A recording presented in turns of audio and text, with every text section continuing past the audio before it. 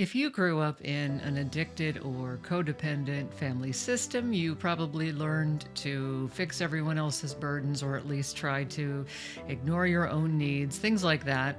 In this video, you are going to learn three things: what codependency is, how trauma and early attachment issues wire your brain for addiction, and why there is real hope to heal and move toward secure attachments. So, if you are interested in addiction, recovery, trauma, how neuroscience and faith fit together, then keep listening and hit the subscribe button so you don't miss any videos. And stay till the end, because by the end of this video, you will learn how to recognize your own attachment style and move toward healing. So let's start with codependency, what codependency really is. A lot of people just think it's enabling a loved one, enabling the person with an addiction. And that's just like a little bit of the equation. It's actually quite a bit broader and more involved, and it can really undermine our identity, our plans for the future. It can touch every part of our life, and it can be pretty destructive, okay? A simple way to think of codependency is carrying weight that's not your own. Feeling responsible for other people's feelings. Maybe it's your mother, maybe it's your sister, that person in your life where you always feel like somehow you're responsible for their feelings. So it can show up in, of course, people pleasing. It can show up in minimizing ourselves, making ourselves small so that that person can feel bigger. For instance, if maybe you're an attractive woman and somebody's jealous, so you make yourself not look as nice or whatever because you want to make them feel better. So really, you're just taking on their feelings. You're not really considering your own, which is why we can lose sight of who we are. Because at some point, if you learn this really early in life, you grow up and you're like, I don't even know who I am because I was so busy taking on all these feelings of everyone else and trying to be this like people pleaser. But it's more than people pleasing. It's really hiding who we are so other people can feel better about themselves. And if you sort of grew up with this dynamic, you had to make yourself small because maybe dad was an alcoholic, you were tiptoeing around, you were hiding who you really are, stuffing your feelings, all those sorts of things. This is where this can stem from. What happens is it keeps the whole dynamic going. It keeps that whole sort of dysfunctional family system going. And it works for a time. It works to keep us safe in that family environment. But then we get older and we get out of that family dynamic and we realize, oh my gosh, this is backfiring. This is not working. This is causing me all kinds of problems. I'm feeling depressed. I'm angry. I've got all kinds of issues. And so really trying to understand what's going on and work towards healing is super important. It's really this definition of who we are coming from things outside of ourselves. Okay. So if I look better, if I work harder, if I'm skinnier, all these sorts of things, a lot of times when we struggle with codependency coming from this crazy family dynamic, we don't really believe that we're loved deeply by God. We don't really believe that we're worth protecting. We don't really believe that we're worth being loved just because of who we are. So we're constantly trying to earn this love, buying friendships. I did this all the time. Oh, I'll give you a free, when I did radio, I'll do all this stuff for you on the radio, right? And do an interview and do these things for you so that maybe you'll like me, because what about just liking me because of who I am as a human being? Like that just never occurred to me for the longest time. That creates unhealthy relationships and power imbalances in the relationship. And we don't want that, because our true identity is something that should stay consistent regardless of our circumstances. So when that piece of our identity is so unstable, this is where the codependent manipulation can come from. The over controlling, the over people pleasing, because we believe just being authentic isn't working. We got to do something else to earn that love, to earn that reward, to earn that approval. So you might be thinking, well, how in the world does all of this relate to addiction and attachment style and stuff like that? The attachment style is basically just how our caregiver relates to us, how we relate to them, and how that dynamic forms our brain later on in life. That's why they say with, kids who were abused and things like that, they say, your brain has been wired for trauma. So it makes sense that we're going to do these other things to try to control our identity, to control our self-esteem, to try to minimize the pain, and falling into an addiction is part of that. The people pleasing, that's where codependency becomes this sort of addiction to people, right? This addiction to performance. Then we can get addicted to drugs and alcohol because, again, we don't know who we are deep down, and that's a painful experience. And so we're trying to fix what's broken by drinking or using drugs. It's kind of a natural reaction to trauma, to having a very, insecure, avoidant, or just completely disorganized attachment style. So if we have a secure attachment style, we believe that we can go out, explore the world, and have a safe place to come back, that relationships in general are safe, reasonably so, that emotions can be soothed, that we're loved. Then there's the dismissive attachment, where we undervalue all relationships, because this is what we learn to do. Dismissive, avoidant, avoid vulnerability, just living our life completely self-contained.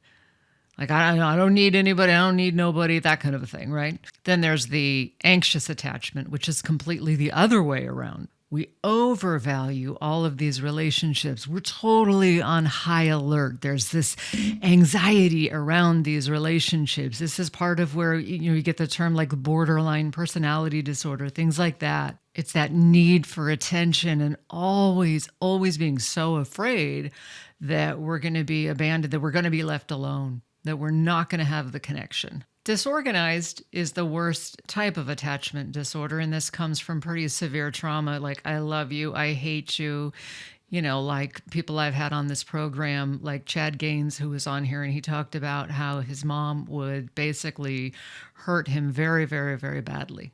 And then she'd look him in the eye and say, your mother loves you, don't you? Right? So things like that. Can you imagine how that changes how we relate to the world, right? People aren't safe. Everything's a push-pull. Everything's weird. That's a very disorganized attachment style. I don't know if they're going to come toward me, if they're going to hug me, or they're going to smack me. I don't know. That's why, like, when they study attachment styles and stuff, they'll say, like, the mom will come in and the little kid will, like, start to run towards the mom and then stop. Because the kid doesn't know, is she gonna harm me or not? And it can be subtle too. You could have just been raised in an environment where there was just a lot of emotional insecurity, where it was just very emotionally unstable. The type of trauma when we're just in the presence of a lot of bad things is very, very painful, but a lot of times it's easier to spot. Then there's the type of trauma where it's just sort of an absence of a lot of things that we need. This is where it's tricky, because you get older and you just, I have a perfect childhood. I was spoiled. I had everything I wanted, because we're kind of emotionally disconnected. And it's very hard to see if there was that emotional neglect and narcissistic abuse or manipulation or things like that, because there wasn't any physical abuse. So sometimes the emotional manipulation that can affect the attachment style is a lot harder to spot and can be a lot harder to work through. And so what a lot of people don't understand is these attachment styles are what regulates our brain for the neurotransmitters, the dopamine, serotonin, all that kind of stuff. So when they say, there's a chemical imbalance, a lot of times that is because of that trauma. So the brain is actually wired for trauma. So when this is going on, we're always looking for that. Like, we're trying to regulate the brain. This is where that addiction comes from. So it's not just Oh, my heart is hurt, so I'm drinking. It's no, my brain's like wired all wrong. So that's what they talk about when they say trying to rewire the brain. And the only way to do that is through experiences. And this is why community, healthy relationships, getting therapy and stuff is so important, because in that way, we can start retraining the brain, start to rewire the brain so that our dopamine system isn't completely messed up. And sometimes we need a little help. So, and it's okay if we have to take medication for a time and things like that, because we're trying to regulate that system. That doesn't, this is a Christian program. That does not mean that you are not deeply loved by God. That does not make you, doing anything wrong. So when we fall into these addictions because of that, what happens is that we're latching onto anything that fixes that dopamine system, that makes us feel better, which is why sometimes you take a drink of alcohol, or people that with opiate addiction, they say, oh my gosh, it was like I shot some heroin and it was like a hug from dad. I mean, that's what it feels like. We're comfortably numb. Whatever the case is we're looking for that fix, literally the fix to our problems, and we don't know how to do it. And so when we do drugs or alcohol, or again, the codependency, the relationship, it feels like, it feels like love. It feels like love, but it's not. Drugs aren't love. Other relationships, when they're dysfunctional, aren't love. Gambling's not love. Pornography's not love. God loves you, and God is love. And He can come into those deep, dark places and bring healing. And so pretty soon, you just start to become attached to these things, the other people, the drugs, the alcohol, the things like that are soothing us. My brother used to say, alcohol is my wife. So basically, an insecure or disorganized type of attachment style impacts the brain. That's where the flight or fight, freeze, PTSD, all these types of things come from. And as we get older, we grow up, it can manifest in these different ways, whether it's, generalized anxiety disorder, panic attacks, borderline personality, narcissism, labels. These are labels. These are ways we used to cope because we learned and believed that the world was not a safe place, that other people and that relationships weren't safe as well. So, obviously we know the world's not safe, right? But in general, we're not on this like hyper vigilant if our brain is wired normally, right? And you see this in people. You see this in people in, I don't want to pick on prisoners, but you see people or on the street or whatever, and they're just like, they're hyper vigilant, they're alert, they're like, you can see it. You can see that trauma, you can see that attachment problem. So how do we heal from this is primarily going to be through relationships and through healthy attachments.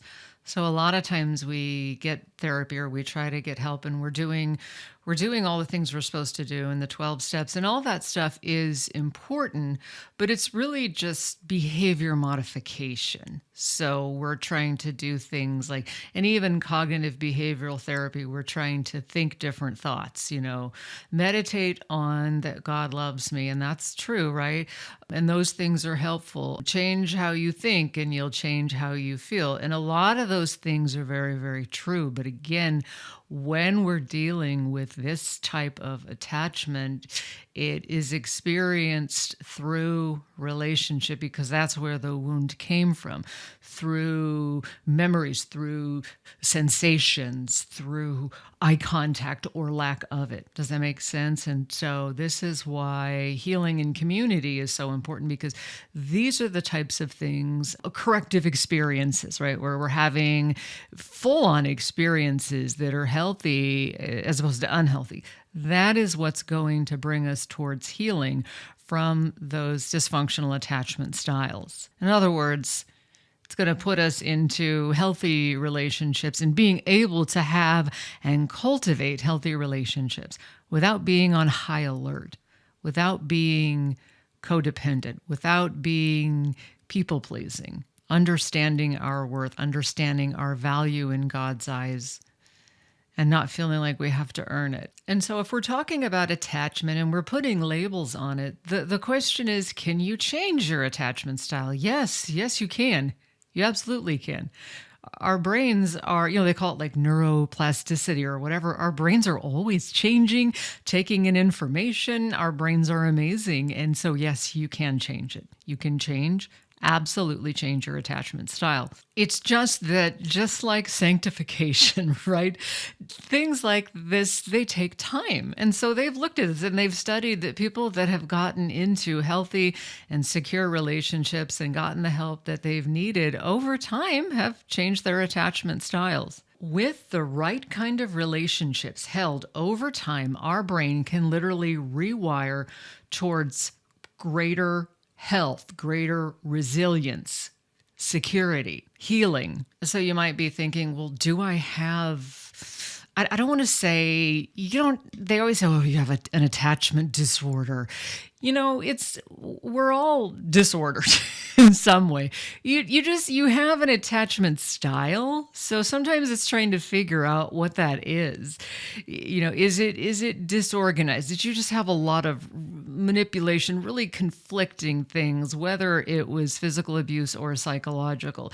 Do you have more of a avoidant type of a personality where you're always trying to protect yourself? Maybe you're overly anxious, like we talked about, and that would be more of like an anxious attachment style. So really just looking at that and figuring it out can be really helpful. It's really about doing the work that we need to do, whether it's recovery groups, healthy church groups, connecting with God, the meditating on scripture. Those are all very, very, very important. Cognitive behavioral therapy. So we definitely want to do all of those things. Getting a sponsor, getting sober. Those are huge. Those are all huge things.